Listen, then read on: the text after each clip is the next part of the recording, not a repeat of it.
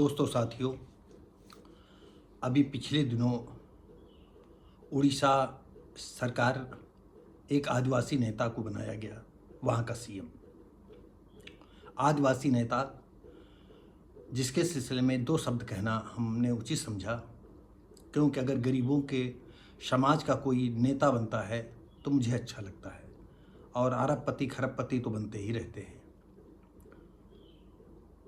तो इधर मोदी सरकार में अब तक कई आदिवासी लोगों को जगह दी गई और कई दलितों को जो है केंद्रीय मंत्रिमंडल में भी लिया गया और सम्मानजनक उन्हें जो है विभाग दिए गए। इसी सिलसिले में आइए हम जो है उड़ीसा चलते हैं। भुवनेश्वर, उड़ीसा में भाजपा की पहली सरकार ने बुधवार को शपथ ली। आदिवासी नेता मोहन चरण मांझी राज्य के 15वें मुख्यमंत्री बने। कनकवर्धन सिंहदेव और प्रभाती परिडा ने उप मुख्यमंत्री पद की शपथ ली। समारोह में पीएम नरेंद्र मोदी भी मौजूद रहे। 24 साल बाद प्रदेश को मिला आदिवासी सीएम। मैं ये नहीं कह सकता कि 24 साल पहले क्या आदिवासी नेता वहाँ कभी हुआ है, मुझे नहीं याद है। और गरीब आदमी किसी समाज का हो तो हम आपको बताना चाहेंगे, मुझे अच्छा लगता है। तो ये वीडियो हमने इसलिए बनाना उचित समझा कि नरेंद्र मोदी जी ने जो है आदिवासी नेता को चुना। इसी के साथ ही हम आपको और बता दें, कांग्रेस पार्टी ने अब तक बहुत अच्छा प्रदर्शन किया, या बीजेपी की कुछ गलत नीतियों की वजह से इस देश की जनता ने जो है कांग्रेस और सपा को या इनके जो है गठबंधन को जो है अच्छी सीटें दी। ये भी सच है कि नेहरू खानदान आज तक भारत देश के सर्वोपरि स्थानों पर कब्जा किए हुए है और आज भी उसकी मंशा वही है। जैसे मल्लिकार्जुन खड़गे को उन्होंने अध्यक्ष बनाया, लेकिन सारी कमान सोनिया गांधी राहुल गांधी के हाथ में रही। लोकसभा विपक्ष का नेता मल्लिका यानी खड़गे जी को बनाना चाहिए था, लेकिन कांग्रेस ने ऐसा नहीं किया।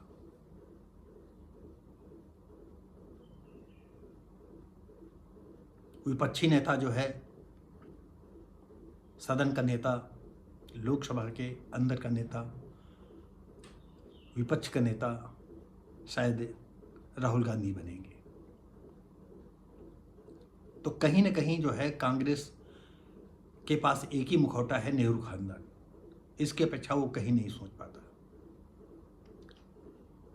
तो साथियों,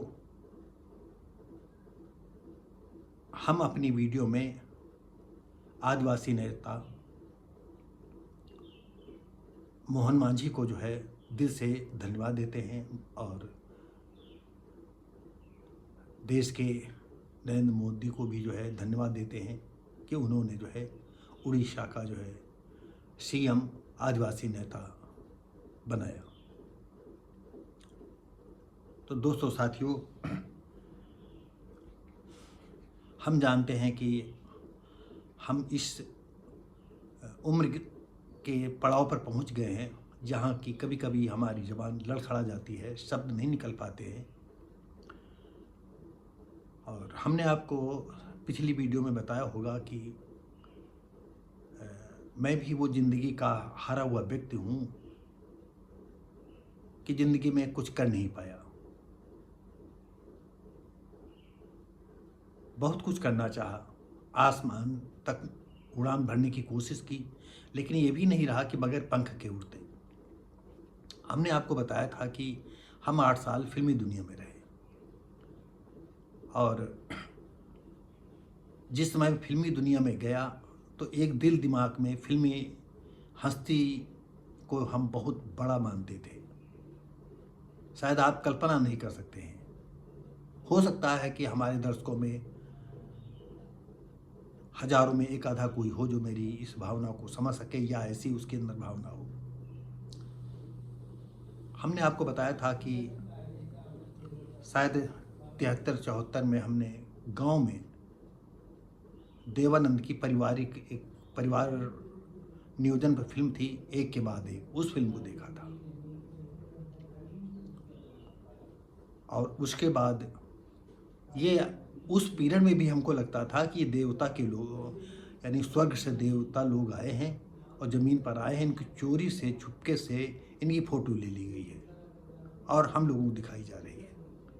ये धारणा आपको बता दें कि बरसों तक बनी रही और फिल्मी हस्तियां मेरे दिल दिमाग में इतना सर्वोपरि स्थान लिए थी कि हमारे दर्शक इसको अंदाज नहीं लगा सकते।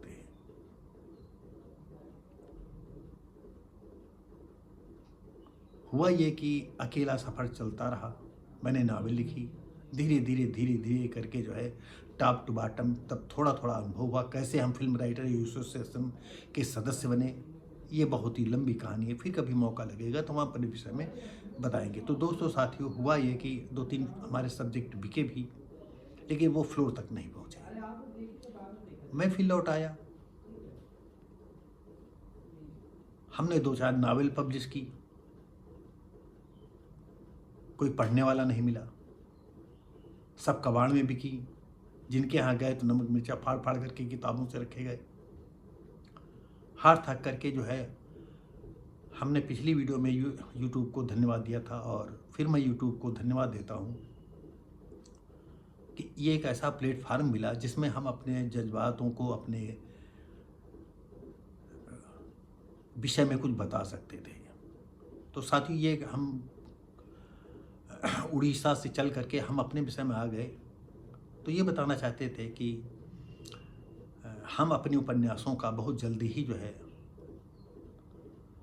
यूट्यूब पर लाना चाहते हैं और ये भी चाहते हैं कि हमारे पृष्ठभूमि में सिर्फ एक सोफ़ा और पीछे पर्दा दिखाई पड़ा करते हैं, क्योंकि हमें कंप्यूटर का ज्ञान नहीं है। कुछ लोगों से जानकारी ली तो उन्होंने कहा आप ऐसे करें तो नदी है, झील है, झरना है, ये दिखाई पड़ेगा। तो हम तो सोच रहे हैं वो सब सीख लें, उसके बाद हम अपनी स्टोरियों को, अपनी नावलों को आप लोगों तक पहुंचाएं, क्योंकि तो थोड़ी रोचकता बनी रहेगी। ऐसे बड़ी नीरसता बनी रहती होगी आपको हमारा ही चेहरा देखते हुए, और कभी कभी शब्द इधर उधर हो जाते हैं। आपको बता दें, मेरे 100 नावल हैं। 8 सालों में हमने जो फिल्म में बम्बई में रह करके लिखा, वो थोड़ा सा जो है स्क्रिप्टेड टाइप की स्टोरी रही, और जो हमने यहाँ शुरुआती दौर में लिखा वो नावल लिखी। तो नावल और ये सब होता तो एक ही चीज़ है। तो साथियों, हम बहुत जल्दी जो है ये विधा सीखने का प्रयास कर रहे हैं, क्योंकि आप जानते हैं ज़्यादा उम्र में जल्दी कोई बात कोई आदमी कैच नहीं कर पाता। मैं भी नहीं कर, हो सकता लोग करते हों, फिर भी थोड़ा थोड़ा करके थंबनेल बनाना आ गया, वीडियो डालना आ गया, मुझे कुछ नहीं आता था। तो दोस्तों साथियों, ये इसलिए बता रहे हैं कि कभी कभी हमने 1-2 वीडियो ऐसी डाली हैं, जैसे भारतीय रिजर्व बैंक ने जो है ब्रिटेन से 200 टन सोना वापस मंगवा रहा है। इस पर हमारा सिर्फ एक व्यूअर दिखाई पड़ा, और आप समझ सकते हैं कि सोचना, बोलना, डालना, थंबनेल बनाना ये छोटा काम नहीं है, बड़ा काम है। लेकिन बड़ा काम तभी होता है जब आप लोग साथ देंगे। हम सोच रहे थे कि ये 200 टन जो है एक तरह से गिरवी सोना रखा था ब्रिटेन में, अब रिजर्व बैंक के पास अपनी जगह हो गई है और अब ज़रूरत भी नहीं है, और वो सोना जो है वापस लाए। ऐसे ही एक और वीडियो देखा, उसमें भी एक व्यूअर है। तो हम नहीं जान पाते हैं। मैंने कई बार कहा है कि आप बताएं हम, हाँ कभी कभी किसी 11-11, 12-1200 भी व्यूवर देखने वाले हमें देखने को मिले हैं।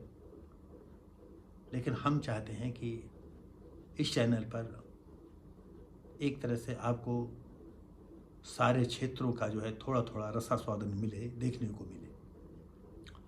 तो दोस्तों साथियों, ये इसलिए बताया कि इस एज में हम अपनी नावलों की कहानियों को, स्टोरियों को डालना चाहते हैं, अपने सब्जेक्ट को आप लोगों तक पहुंचाना चाहते हैं।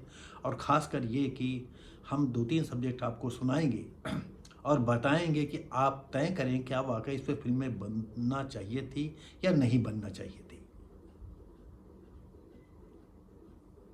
खास हमारा एक सब्जेक्ट है गुबरैला, वैसे कई हैं, और ये हमने अनिल शर्मा के लिए ही लिखा था। और कई हमारे पास ज़्यादातर सब्जेक्ट हैं देश प्रेम से संबंधित, लेकिन अनिल शर्मा ने, मैं एक इकाई के तौर पर मिला था, मेरी कोई जो है प्रशंसा करने वाला नहीं था, क्योंकि वहाँ 10 लोग प्रशंसा करते हैं कि अरे भाई बहुत अच्छा राइटर है, आप देखें तो, एक बार सुने तो। हमें 5 मिनट का मौका दिया था। खैर दोस्तों साथियों, फिर कभी मौका आएगा, ये लंबी वीडियो हो जाएगी। तो साथियों, कुछ हमारे जो है सब्सक्राइबर रह गए हैं, अगर वो हो जाएंगे तो हम बहुत जल्दी आधी मंजिल यूट्यूबर वाली क्रॉस कर लेंगे। तो हम उम्मीद करते हैं कि ये खबर हम इसलिए डाली कि गरीबों का कोई नेता हो, गरीबों का कोई रहनुमा हो, जात किसी का हो, अच्छा लगता है। और दुनिया में सबसे बड़ा पैसा होता है, और जिसके पास पैसा नहीं, वो चाहे जितना ज्ञानी हो, ध्यानी हो, कोई हो, कुछ नहीं, इसका मतलब कुछ भी नहीं, वो जीरो बटा सन्नाटा। यानी चाहे गोबर हो, चाहे आपकी टॉयलेट हो, या कहीं कुछ हो, तो सड़ करके खाद बनती हो, खेतों में काम करती है। लेकिन कुछ ऐसा इंसान हो जाते हैं तो वो सिर्फ बदबू फैलाते हैं। तो हमें लगा कि हम जिंदगी के लिए एक बोझ बन गए हैं, अपने लिए, अपने परिवार के लिए। तो ये प्लेटफार्म मिला और हम आप तक